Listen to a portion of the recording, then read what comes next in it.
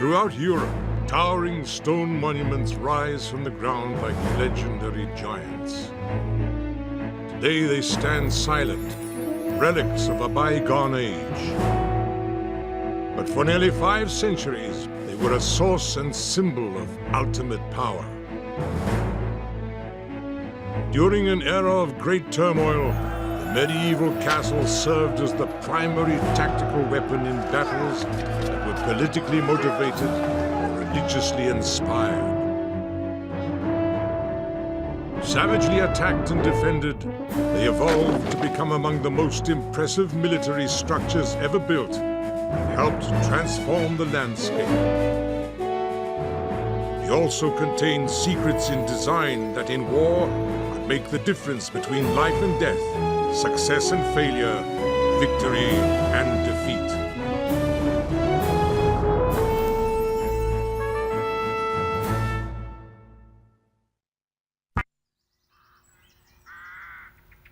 Northern France, 1066.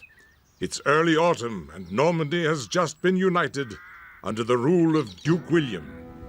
Ever ambitious, he sets his sights on the throne of England and orders the construction of 350 ships.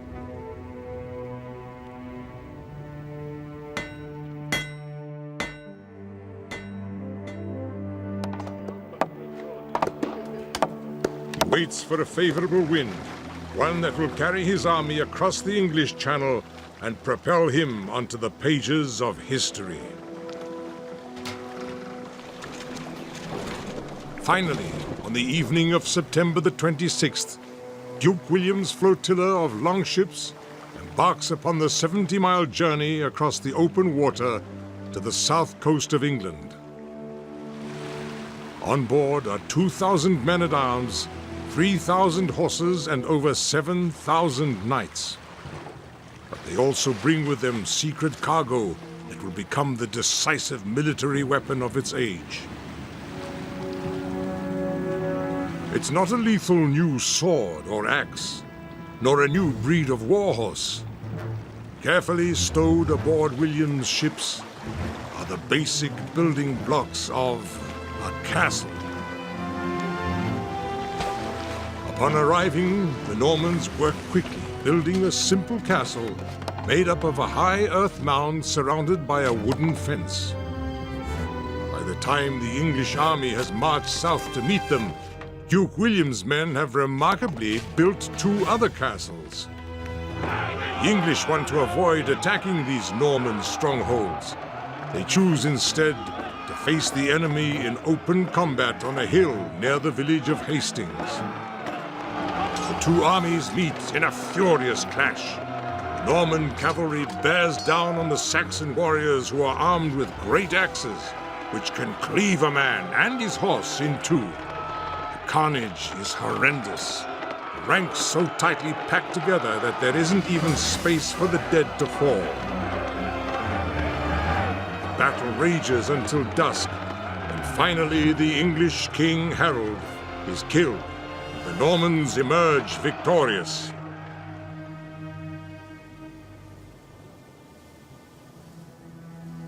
The Battle of Hastings earns William the British crown, and the name by which he's remembered to this day, William the Conqueror.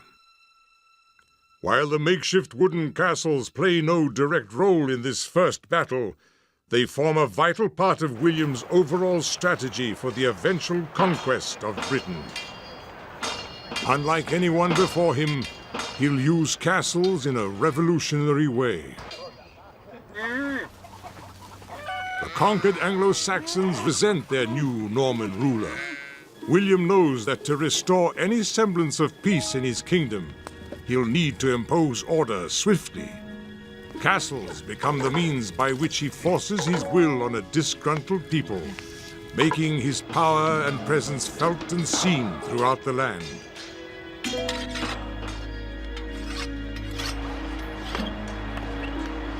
After Hastings, William's armies drive north, subduing the countryside and erecting hundreds of his trademark castles: Canterbury, Rochester, London, Windsor. In 2 years, these castles marked the Norman path to conquest. Norman castles are built in what's called the Motte and Bailey style. Their secret lies in a deceptively simple design. They're formed by placing a tower on top of a man-made hill and surrounding it with a ditch and an enclosing wall made of either wood or stone. Once erected, it takes only a small group of soldiers to defend it successfully. Yet castle building is very labor-intensive. William finds the necessary manpower only after threatening the local peasants with force. In the process, he brings a new social structure to Britain. It is known as feudalism. The system binds peasants to regional lords to the king, and at the heart of it all lies a castle. Soon, an orgy of castle building begins. In the next 2 centuries, nearly 900 stone castles appear throughout the countryside, changing the British landscape forever.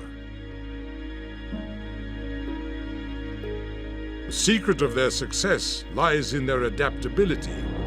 A castle that evolves to meet changing threats, whether from political instability or improved military technology, will remain vital. Those that fail to adapt will soon prove obsolete. One prime example of a fortress which evolved successfully is Warwick Castle, situated in the very heart of England. William wouldn't recognize it today, but despite 7 centuries of alterations and improvements, the basic architectural design is still evident. In 1068, Conqueror built a familiar Motte and Bailey castle on this site. But since the wooden structure was susceptible to fire, in the early 13th century, the defenses were rebuilt in stone. Beginning in 1268, a gatehouse, drawbridge, and flanking towers were added to protect the main point of access. By the end of the 14th century, nearly 350 years after William began construction, Warwick boasted thicker, higher, and stronger walls. But strip away the alterations, and you'll see William's original castle design. Warwick stands as a model of medieval military architecture, beginning with its towers where lookouts can spot approaching armies miles in the distance. Elsewhere, archers pick off attackers from gaps along the crenellated wall, while narrow slits provide snipers with even more protection. Since there's little chance the enemy can mount a surprise attack on Warwick, the only way inside is through the main gatehouse. But among the many obstacles blocking the path is a steep incline that makes any assault an uphill struggle.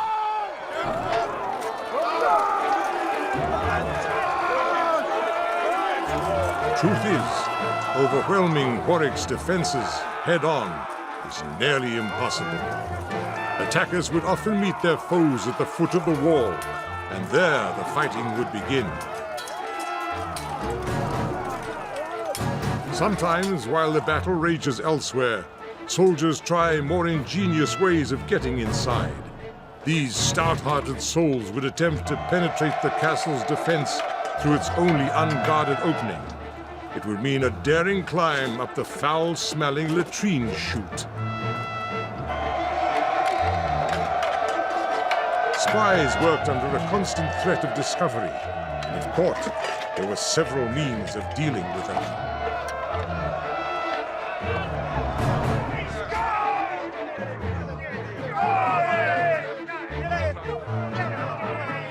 Castle punishments were designed to instill fear in the surrounding population as well as the enemy.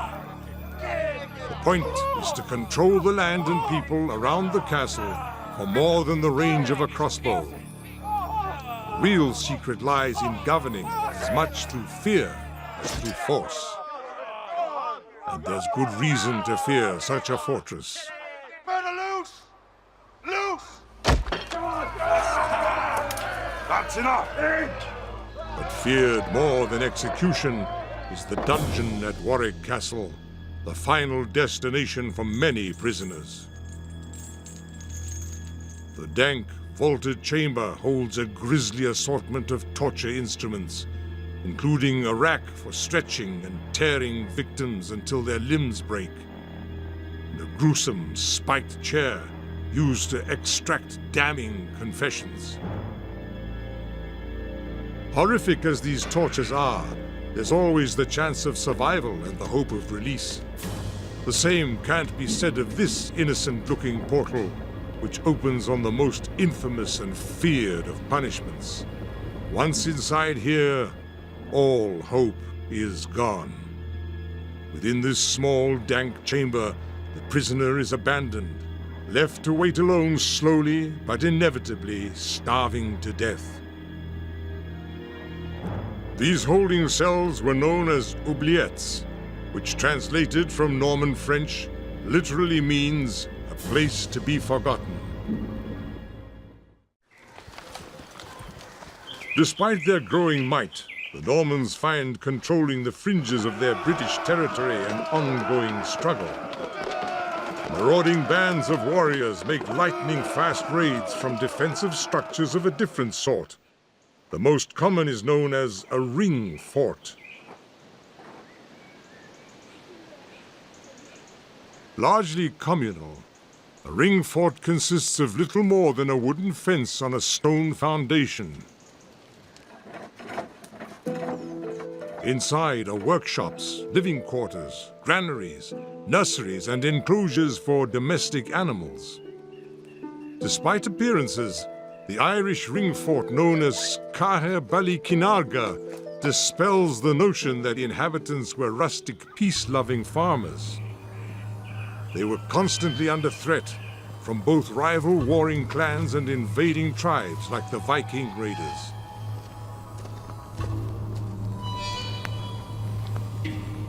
Survival called for resourcefulness, even in the face of greater numbers or superior weaponry.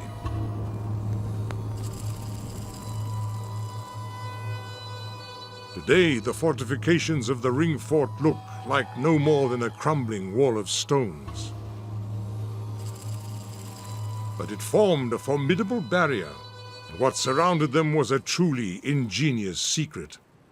A field of razor-sharp stones, hidden almost entirely in tall grass.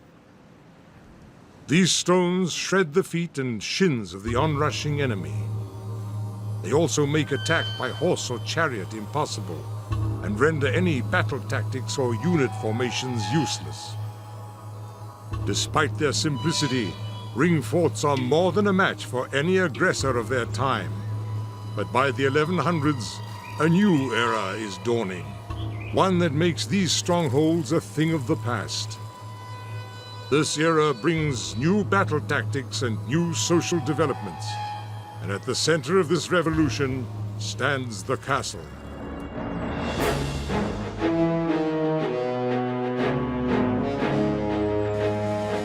Less than a century after the Battle of Hastings, the Normans are at the height of their power, boasting the largest army in Europe since the fall of the Roman Empire. Now new lands beckon on the horizon. And in 1154, King Henry II, great-grandson of William the Conqueror, unleashes the Norman storm on Ireland. Like his forefather, Henry's secret weapon in this strategy of conquest is the castle. Far from the ring forts familiar to Ireland, these are imposing stone structures centered around a towering keep, the stronghold of the castle itself.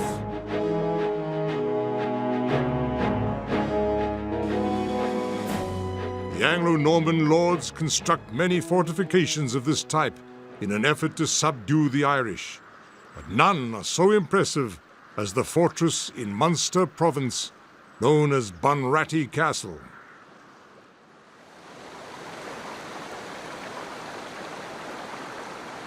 Thomas de Clare, an English nobleman, builds the first stone castle here in 1270. King Henry III had granted de Clare permission to build the castle while urging him to take all the lands he could conquer in Munster. De Clare does just that.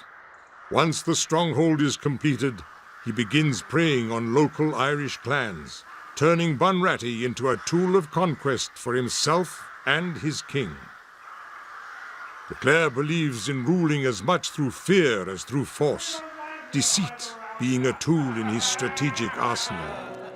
But his methods weren't always foolproof. In 1277, the local Irish leader, Brian Ruadh, seeks De Clare's help in claiming the kingship of a local realm called Thomond. De Clare hosts a banquet in Ruadh's honor. It's an evening of drinks and toasts all around. Little does the guest know he's attending a macabre Last Supper.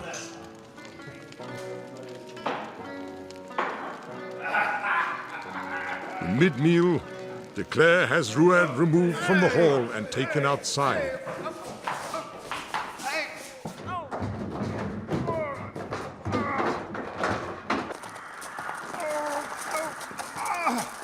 Once tied up, Ruadh is drawn and quartered, his body literally pulled apart.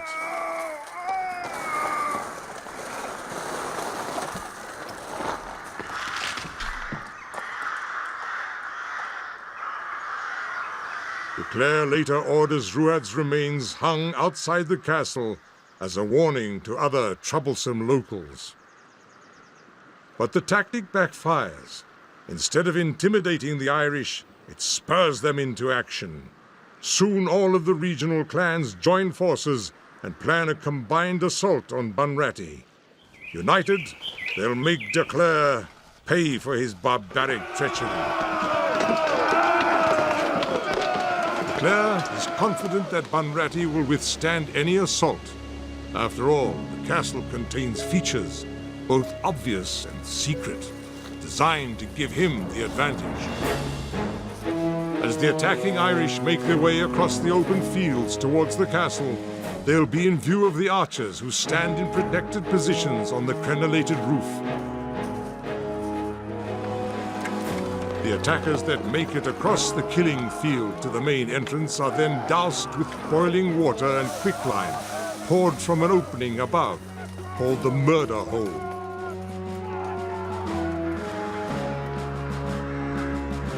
Even if they break through the entrance to get to the keep, attackers face narrow corridors and winding staircases which spiral up clockwise, giving added sword room to the defenders. The top of the towers are tiny staircases through which only women and children can reach the attic hideout. A pursuing knight would then find himself trapped and have to retreat.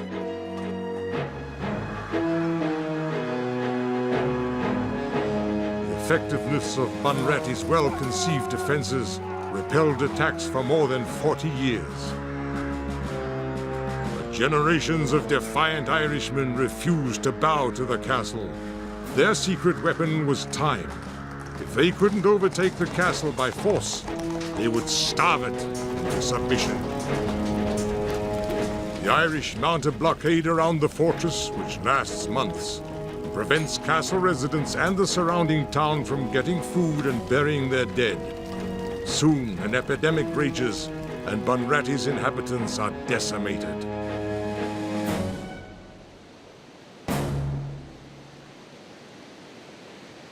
Though its defenses are never physically breached, disease and starvation eventually bring mighty Bunratty to its knees. Men like Thomas de Clare learn that it takes more to defend a castle than moats and high stone walls. It's a lesson other commanders would have to learn the hard way. Examples like Bunratty Castle are useful to castle commanders practicing the art of siege warfare. In particular, it shows that provisions are as important as soldiers, weapons, or defensive architecture. The secret to surviving a siege is thorough preparation. Food and building materials must be collected from the surrounding countryside and stockpiled. Likewise, the castle's storerooms and cellars must be filled with weapons, arrows, crossbow bolts, and lances. But equally important are beans and grain, dried meats, poultry, and salted fish, and of course, wine. barrels of it. While stockpiling food and weapons within the castle is critical, so too is denying food or shelter to an invading army.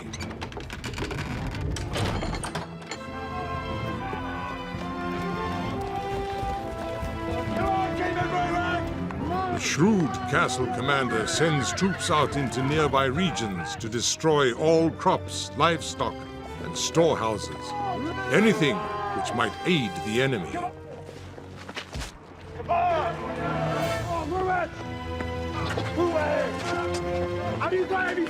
This scorched earth policy devastates the local peasants.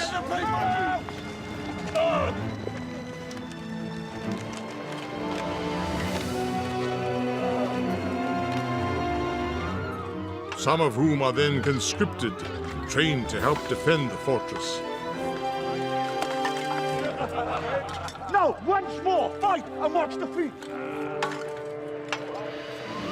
In some ways, a siege seems no more than two armies facing each other on opposite sides of a wall. But very often the outcome is determined by how well equipped and prepared the combatants are before the battle begins. Provided a castle is well provisioned, a relatively small force can defend it. In 1294, for example, 37 soldiers successfully held Harlech Castle in North Wales for 2 months against an entire army of thousands of men. Southern France, 1209.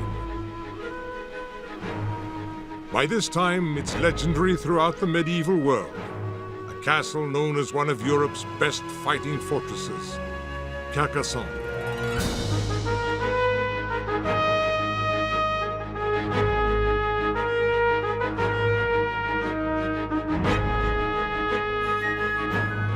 It stands at the crossroads of two of Europe's most important and ancient trade routes. Romans, Visigoths, Saracens.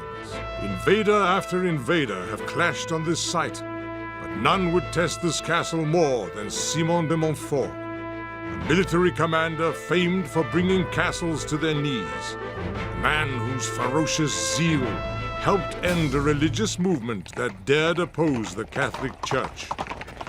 Carcassonne is more than just a castle. 10 castles could fit inside it. Nor is it a city. No city boasted 2 miles of ramparts and more than 50 towers. This is a citadel to end citadels, the last relic of an age of giants. In the summer of 1209, de Montfort's army is marching across France on a crusade supported by Pope Innocent III. The purpose is to find and destroy the followers of the Cathar religion, who reject the spiritual authority of Rome. De Montfort's destination is Carcassonne, the castle defended by Raymond Roger Trinqueval, who was given refuge to the Cathar faithful. Along with his own religious convictions, Trinqueval has faith that his mighty fortress can withstand any assault. Carcassonne is the epitome of castle evolution. The secret of its success lies in its concentric ring defensive system. This means that even if attackers overwhelm one of its walls, the inner defensive walls could still stand firm. The entire city is contained within these 3 concentric defensive walls. For additional advantage, each wall is built higher than the next, enabling defenders on all 3 walls to concentrate their fire on the attackers below. What's more, the 50 flanking towers were separated by the distance of an arrow's flight, so each could help defend another. Trinqueval knows the importance of thorough preparation. He begins stockpiling provisions and training local peasants and announces to the faithful, "I offer a town, a roof, bread and my sword to all the persecuted persons who will soon be without a town or roof or refuge." Then he assembles large artillery engines within the defenses to help protect the fortress. Thousands seek safety behind the mighty walls of Carcassonne. There's no doubt that Trinqueval has a sizable force to help defend the castle, but no one knows whether the stockpile of provisions is enough to sustain all the refugees. Upon arriving at Carcassonne, de Montfort surrounds the castle with an army of nearly 200,000 men, demands its surrender. But Trinqueval, trusting in the technology of his mighty fortress, flatly refuses. De Montfort's next move is to dig in for a long siege. His massive army sets up camp beside the Aude River. Then de Montfort dams the river to cut off Carcassonne's water supply.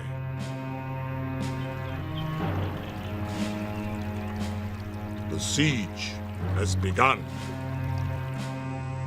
Although de Montfort only has to wait for the citadel's provisions to run out or its wells to dry up, victory is by no means guaranteed. He has no way of knowing how well supplied Carcassonne is, nor how many soldiers are behind its walls, or if there's a relief force on its way to break the siege. In fact, he has no way of knowing how long the wait will be. Even if he knew, de Montfort might have trouble keeping his army in the field long enough. Much of his force is made up of mercenaries who need to be paid on a daily basis. Add factors like disease, boredom, desertion, and restlessness, and it's clear that if he waits too long, de Montfort risks seeing his army fall apart. As a result, de Montfort plans to launch assaults at several points along the castle perimeter. He hopes that the attacks will force the defenders to reveal their true numbers and even uncover a weakness in the castle itself. But Carcassonne holds many defensive secrets. For instance, this innocent-looking corridor winds its way around the base of the castle. It's actually a death trap which encloses attackers between two well-defended walls, while boulders are rolled down the corridor like bowling balls to crush the enemy. While any opening in a castle's perimeter defense can be a liability, the architects of Carcassonne made the main gatehouse a giant exception. The stone vaults of the Narbonne Gate open skyward, allowing those in the towers above to rain down fire on invaders. Farther on are iron gates, iron doors, and a booby trap, which smashes invaders with a battering ram. The citadel is as well protected as anyone at the time can make it. And it's a good thing, too, because its defensive capabilities will soon be put to the test.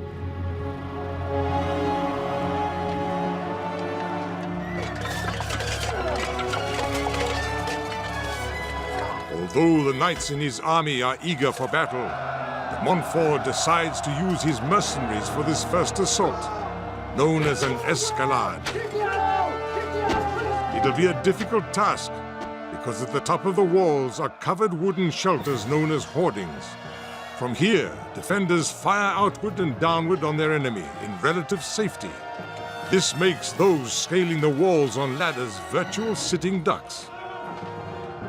Hoardings were pioneered at Carcassonne and were so effective that they were later copied at other castles throughout Europe.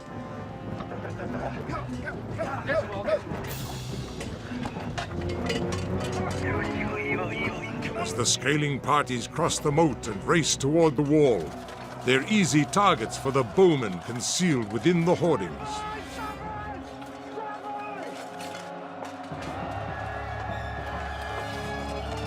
Wave after wave of scalers surge up the walls under cover of a hail of arrows.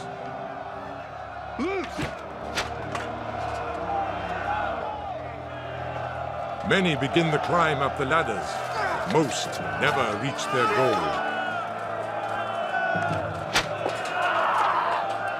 The escalade is a notorious meat grinder. Montfort expects to lose over half his men in the assault, which is why he uses his mercenaries instead of his better-trained knights. After all, each mercenary costs money. Once they're dead, they cost nothing.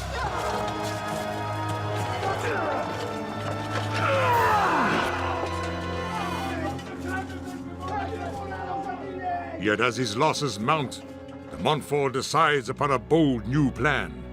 He orders the construction of a belfry, a siege tower more than 50 feet high. Word from King. Says we have 10 days to abandon. It's all the time you have. My lord. The idea is to push the tower toward the base of the castle wall. Then soldiers within it can lower the drawbridge onto the top of the wall, allowing them to fight on level ground with the defenders.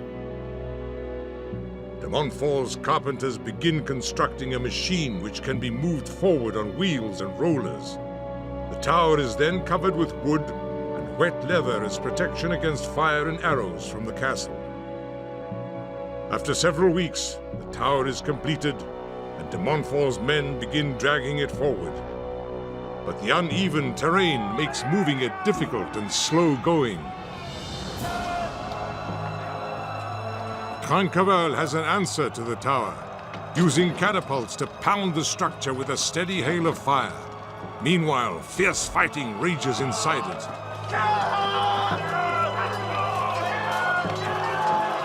Ultimately, de Montfort's men are forced to abandon the tower, and Trinqueval claims an initial victory.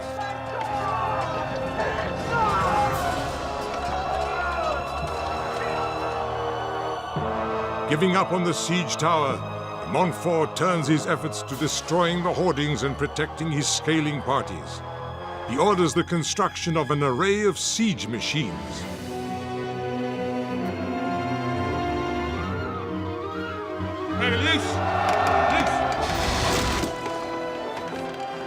The one artillery machine quickest to build in the field is known as the Perrier.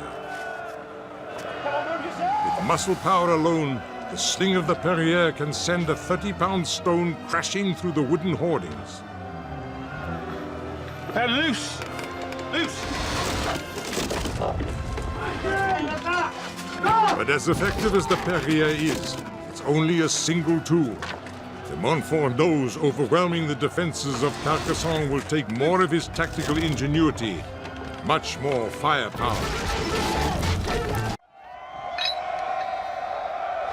Chief.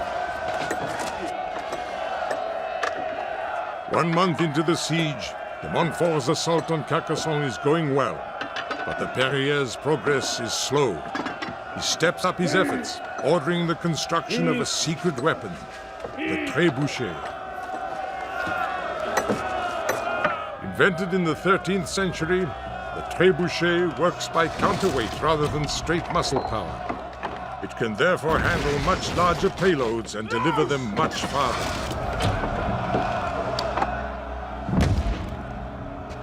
Even a century later, trebuchets were weapons of choice on the battlefield. England's King Edward I successfully attacked Stirling Castle in 1304 with a huge trebuchet featuring a throwing arm over 60 feet long.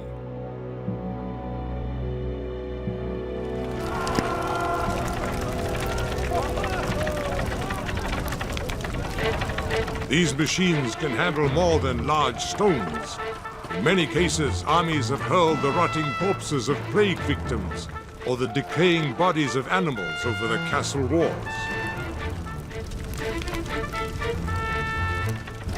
One English commander even used a trebuchet to unleash 30,000 cartloads of manure into a defiant stronghold. Attacks like these horrified those behind the castle walls, while the bombardment spread terror and disease. Most likely, de Montfort won't have to resort to such gruesome tactics. He decides to rely on heavy stones and fire bombs to continue his assault.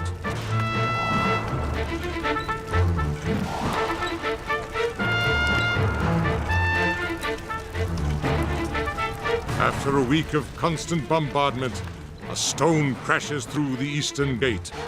The attackers rush in jubilant, then are quickly cut down by Trinqueval's men inside.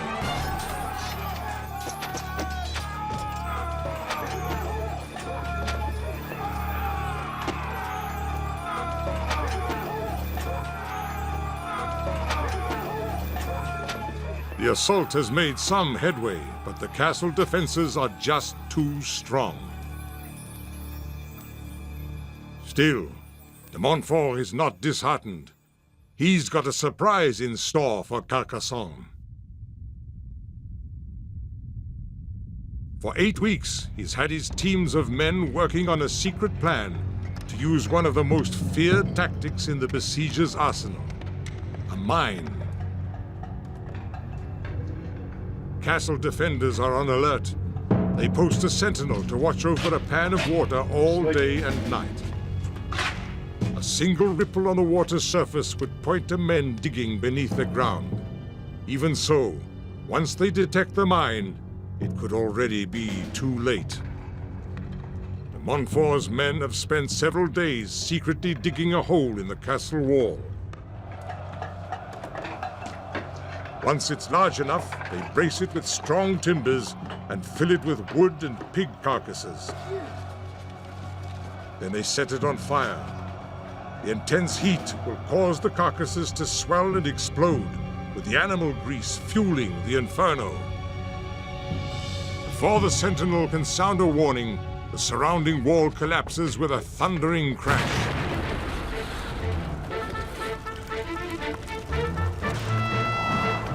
But despite their success, de Montfort's men face the wrath of Trinqueval's defenders.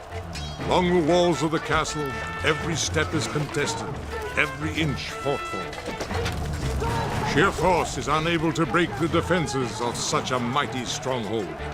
But fate has a twist in store for Trinqueval. After nearly 3 months of constant siege, Carcassonne is finally running out of water. Now thirst has joined the siege on de Montfort's side. With the wells dry, Trinqueval waits 12 days for outside help to arrive. Meanwhile, Carcassonne's women and children are suffering from dehydration, hunger, and disease. In a desperate effort, Trinqueval rides down to the enemy camp to negotiate the release of innocent civilians. He stands face to face with de Montfort, but de Montfort's religious faith outweighs his allegiance to the code of chivalry. He orders Trinqueval to be put in chains. Thus, trickery, not strength, forces Carcassonne to surrender.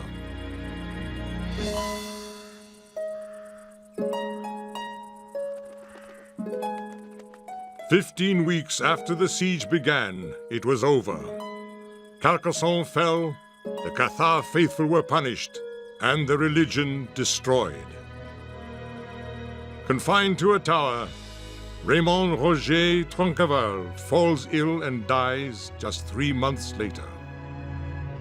His title and lands passed into the hands of his enemy, the Crusade commander Simon de Montfort. Yet the siege stone at Carcassonne depicts the citadel's revenge on its conqueror. It's reportedly found on the tomb of Simon de Montfort and pictures one of the outworks of the fortified city on the upper right, while below it a team operates a Perrier. The stone reveals how a well-aimed missile launched from a Perrier crushes de Montfort's skull during a battle 9 years after the fall of Carcassonne. According to the history, the catapult that fired the shot was operated by women. At the time, death this way proved an inglorious end for a ruthless commander.